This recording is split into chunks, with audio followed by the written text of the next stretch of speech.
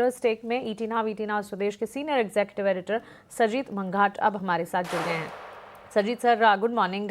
सबसे पहले तो ग्लोबल फ्रंट पर अमेरिका के secretary of commerce Howard Lutnick का भारत और अमेरिकी संबंधों को लेकर जो बयान आया है उसे कैसे देखना चाहिए, वहीं से शुरुआत करते हैं। देखिए, इंडिया और यूएस ट्रेड जो है वो उस पर डिस्कशन काफ़ी चालू है और हम जो देख रहे हैं ये कि अभी यूएस ट्रेड रिप्रेजेंटेटिव्स इंडिया में आके गए हैं और अभी जो बातचीत हो रही है प्राइम मिनिस्टर के लेवल पे हो रही है। सो इसमें आगे जाके उम्मीद ये है कि बाय नवंबर ये इस पे कुछ रेजोल्यूशन आएगा।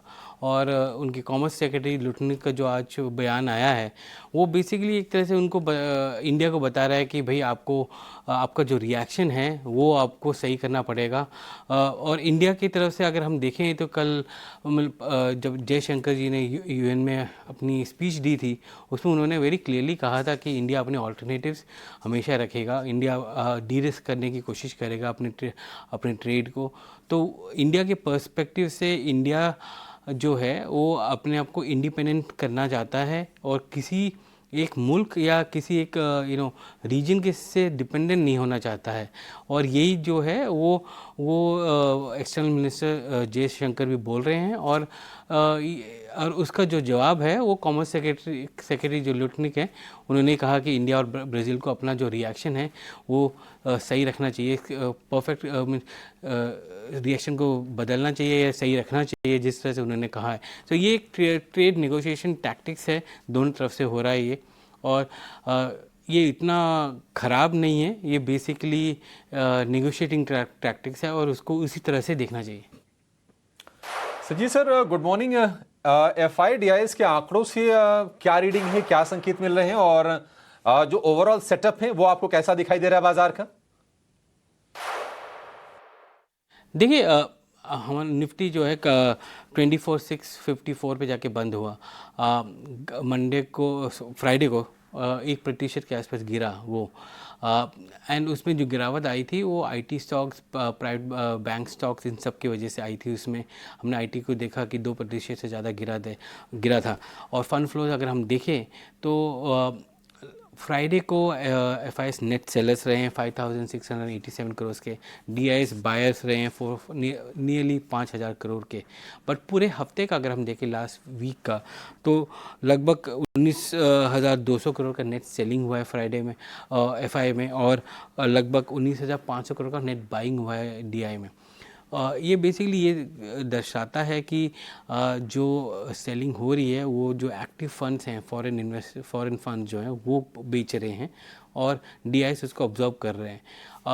ये ऑब्जॉर्प्शन जो है हमारे यहाँ पर अगर हम अपने मार्केट को देखें तो जो फंड्स आ रहे हैं वो फंड्स न्यू इक्विटी या न्यू बाइंग में नहीं जा रहे हैं, वो एक्टिव फंड्स बेच रहे हैं और अपनी ETFs जो हैं, जितने भी फॉरेन ETFs जो हैं हम जिनको कहते हैं एक्सचेंज ट्रेडेड फंड्स जहाँ पर है, या इंडेक्स फंड्स हैं, वो अपनी पोजीशन बनाए रखे हुए हैं।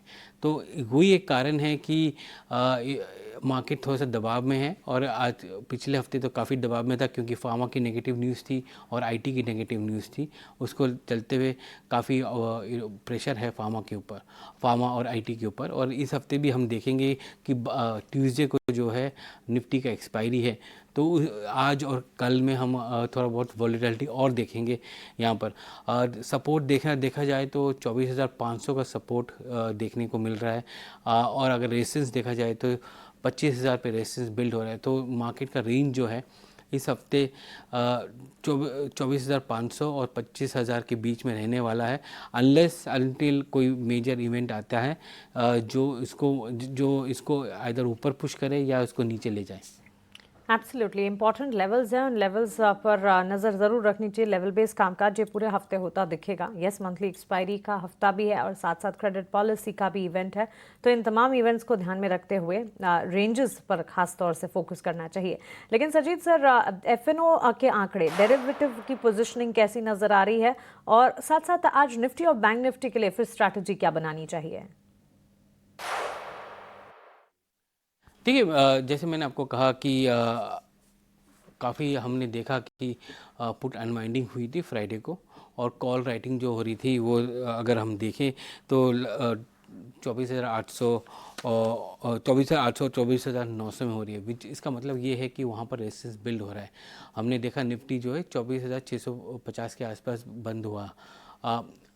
ये जो मूवमेंट है इसकी वजह से ये एक चीज़, एक ऑप्शंस, निफ्टी ऑप्शंस में जैसे एक चीज़ तो पता चल जाती है कि आपका बैंड क्या रहने वाला है ट्रेडिंग का।